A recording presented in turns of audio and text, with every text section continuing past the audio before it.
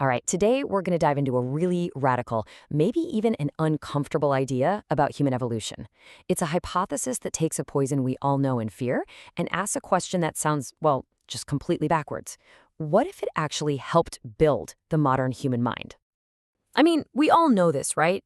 Lead is poison, full stop. For a brain that's still developing, it's just a total catastrophe. It messes up how our neurons connect, how they talk to each other. It's linked to all sorts of terrible outcomes. This is settled science. It is unambiguously 100% bad for us. And then, there it is, the central question of this whole thing. What if, and just stick with me here, what if over the vast expanse of evolutionary time, this very same poison acted as a strange, unexpected architect of our minds? It sounds impossible, I know, but let's follow the breadcrumbs.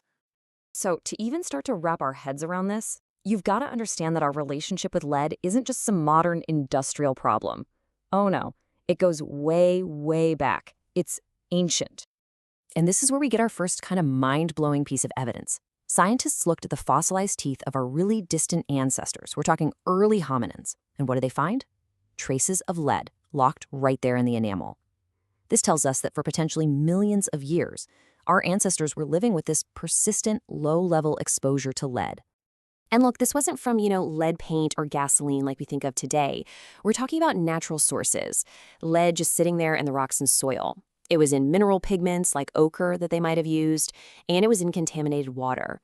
So the big takeaway here is that for a huge chunk of our evolutionary story, lead was just part of the environment. It was a stressor you couldn't get away from. So you have this constant low-level toxic pressure. And you have to wonder, right? Could it have done more than just hurt us? Could it have actually become an engine for change?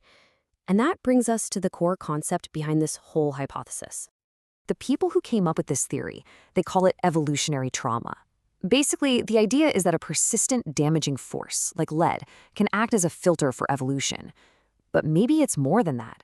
Maybe it can actively force a biological system, like the brain, to completely reorganize itself, to develop new tricks just to function under that constant stress.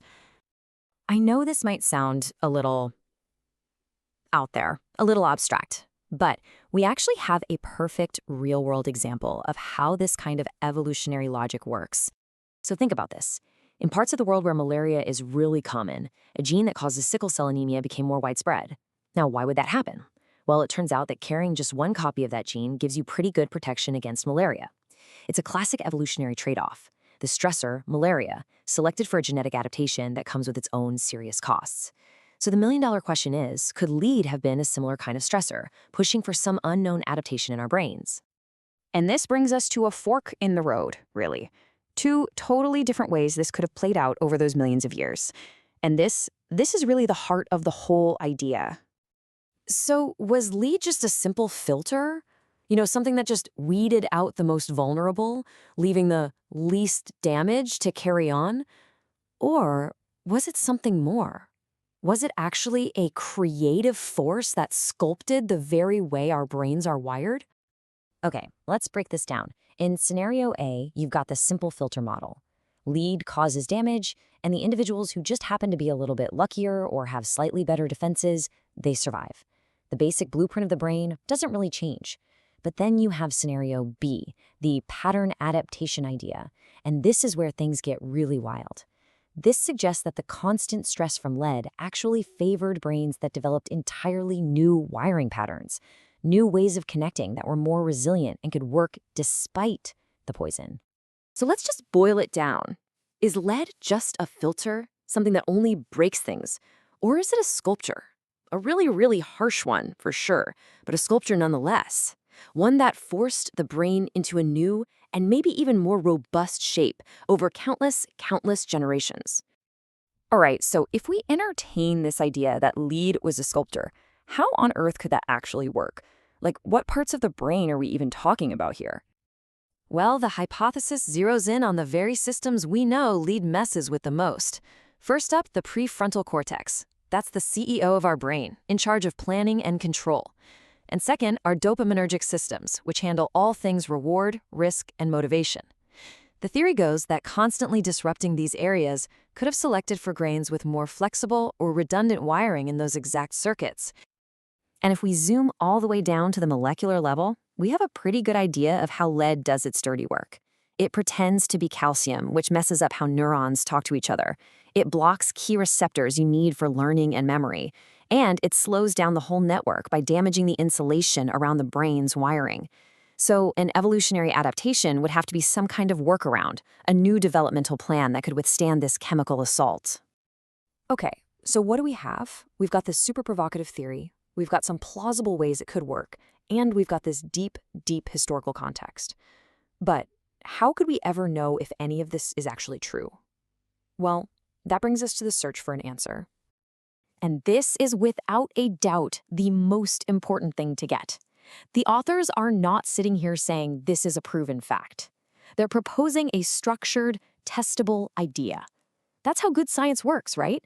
You put out these big, bold ideas that can actually be tested and maybe even proven wrong.